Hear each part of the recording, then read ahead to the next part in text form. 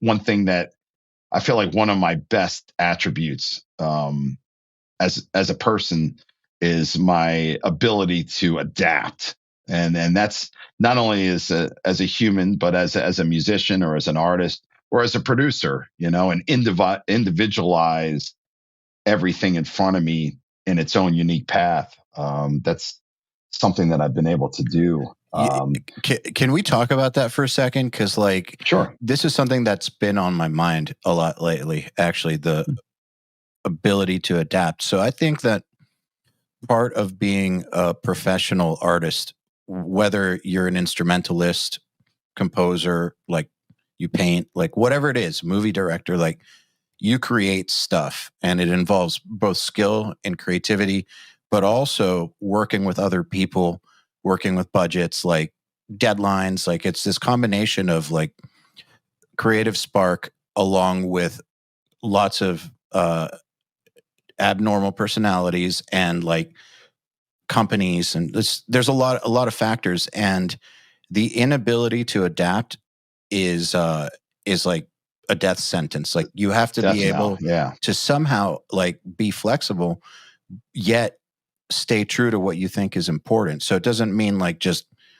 like cave on everything, just in the name of being flexible. You gotta, like, especially like as a producer, your opinion and your taste is what matters. So like you shouldn't be caving to bad ideas, but at the same time, if you're not a flexible person, you won't be able to handle the chaos and the opportunity that comes up in music. It's like you have to be. I feel like people who survive music, it's almost like their brain is pre-wired to be able to handle chaos and adapt. Like, I think I'm starting to think it's pre-wired. Been thinking about it a lot. I mean, I agree. And, even with producing, like you're saying about ideas and stuff, like I always looked at my experience and knowledge, whatever that is, there's a lot of years behind it, and I'm going to throw it out there. And a lot of times those ideas might get poo-pooed, from the band or an individual. Like, yeah, I think that idea sucks. Okay, next, like I don't sit around and mope about it. You just move on. If there's something that I feel strongly about, I'll re-up on it and until it's like a dead subject. But also with that, out of respect to the artist, I'll always say, listen, I'm going to keep open-minded to your ideas as well. It's not just going to be about like the Erik Rutan show and everything has to be my way. No, it's collaborative efforts, to me, is what has made some of the best music ever and the best art, and I feel like when you have a lot of really talented, intelligent minds that are creative and you put that together and it gels, and there's times where it doesn't always gel. And like I've worked with some people where I just knew, I was like, you know what? I'm sure it's going to be great, but it didn't gel for whatever reason, because, as human beings, we're all unique people. And sometimes chemistry, you know what? I mean, you put this and that together and there's an explosion, sometimes you put it together and it just molds perfectly. But being open-minded is something that and patience, open-mindedness and patience they're not natural for me. Like I'm not a patient person. I grew up in New Jersey. I grew up like kind of, you don't strike me as super patient. I'm not, but you know what? It's amazing that I've had so many people comment on my patience, and by producing records and working with different artists, and I don't know how many. Well, hold on. Let me backtrack. You don't strike me as impatient. Like you don't strike me as like an impatient kind of like, just to be clear. But you don't strike me as someone who will be patient with like bullshit, I guess.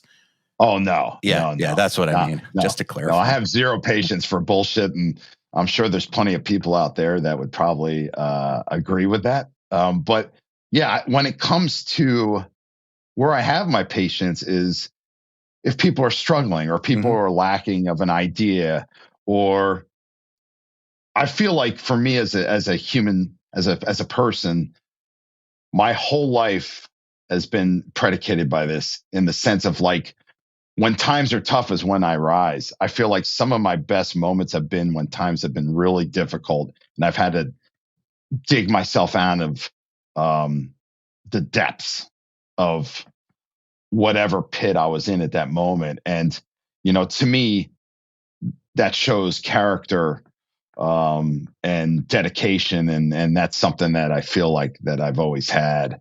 And because of that, it's allowed me to become a very patient person working with different artists in the studio that I'm sitting in here. I mean, man, I've worked with so many people here, so many records and so many projects.